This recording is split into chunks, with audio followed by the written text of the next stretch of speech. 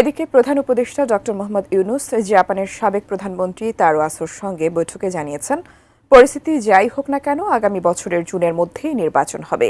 এর মাঝে অন্তর্বর্তী সরকার সংস্কার কার্যক্রমগুলো এগিয়ে নেবে। 4 দিনের জাপান সফরের প্রথম দুপুরে তার সঙ্গে দেশটির সাবেক প্রধানমন্ত্রী ও Japan Bangladesh parliamentary friendship league JBPLFL এর সভাপতি তারো আসো দেখা করেন।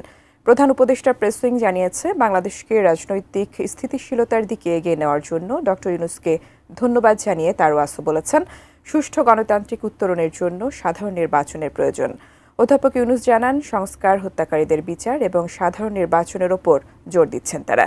রোহিঙ্গা শরণার্থী সংকট সম্পর্কে ডক্টর ইউনূস বলেন, এই সংকট অন্যান্য শরণার্থী সংকটের মতো নয়। রোহিঙ্গারা অন্য কোনো দেশে যেতে চাচ্ছে না, তারা শুধু নিজের ঘরে ফিরতে চায়। নিক্কেই ফোরামের ফিউচার অব এশিয়া সম্মেলনে যোগ দিতে 4 দিনের এই সরকারি সফরে জাপানে আছেন প্রধান উপদেষ্টা।